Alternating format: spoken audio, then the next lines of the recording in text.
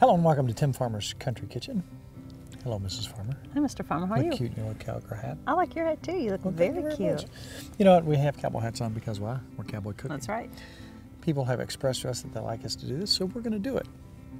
Now, today we got a recipe that when we reveal this, it's going to look like something that's from a restaurant, and it tastes just absolutely wonderful. Think about the lesser cuts on any beef, lamb. Right. The shank, which you have on pork, you have on beef, so on and so forth, it's just the lower part of the leg, which is a very inexpensive piece of meat, but it's very tasty. It is. But you have to slow cook it because it takes a while to do this.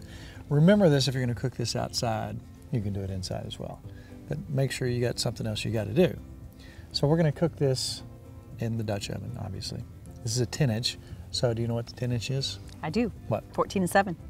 Very good. That's right. That's going to give us 350 degrees. We're going to have to go about 2.5 hours on this. Okay. And you'll need to check it maybe once, about the 2-hour range to see where you're at. Wait a minute. What's that setting right there in front of the onion? You want to try one? What is it? It is homemade caramels. Actually, I know what it is because I'm eating the fire out of it. Taryn likes making caramels. All She right. likes making candy. So the grandbabies are coming down, and she likes to help making candy. But look here. Now that's not, you know, professionally shaped, but the taste. It's amazing. I'm just gonna take a. Not good. It's ridiculous. We got this out of a 1920s recipe of Yes. some of our family. That's right. This is the real deal. Before you could go to the store and buy all this stuff, they were making this in their Yeah, homes. and it's so simple. It is the holiday season. That's right. You got to have sugar. So we're trying to bulk up. That's right. We're trying to put some weight on. 'Cause it's gonna be so we can cold. fight through this winter. That's right. Absolutely wonderful. Taryn's on her way up. That's right. We can make that. But that's for the holidays, and it's a beautiful thing. So let's get this shank started. Ready? Now, we're going to take shallots, garlic, and onion. So what we're going to do is chop the onion, the shallot, and the garlic up together. We're going to saute that right over our 10-inch pan. Right, everything's done right there. Get that sauteed up till they're nice and translucent in olive oil. Then we're going to come back and we're going to dredge our shanks in just a little bit of flour and Cavender's seasoning.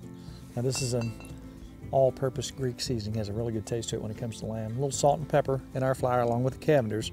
We will brown our lamb shank.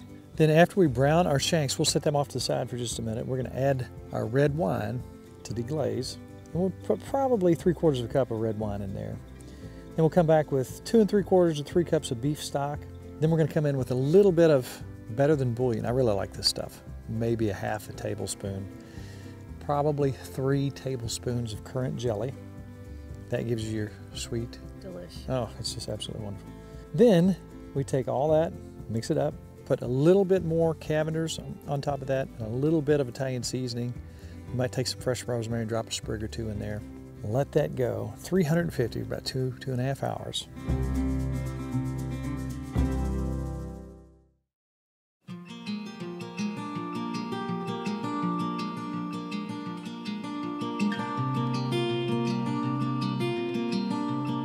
What do you think, Mrs. Farmer? It looks amazing. Does it look like something you get in a restaurant? I can't wait to try it. Just some steamed green beans. Let's move our rosemary on. Falling off the bone. Yes, it is. Oh, Now, wow. obviously, we're going to pour some of our gravy on, which thickened up over that time. Oh, yum. It's absolutely delicious. It is delicious. Wow. Now, you think about lamb shanks. If you go to the store and they don't have it, ask them. Ask your butcher Right. if they'll get them. That's Over good. garlic mashed potatoes.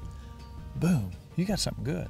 You remember the first day Janine came out and we had 3 lambs. That's right. We still have those 3 lambs. We do. They're our babies. Well, they're sheep now. Well, yeah, sheep. But you know what? They continue to have offspring.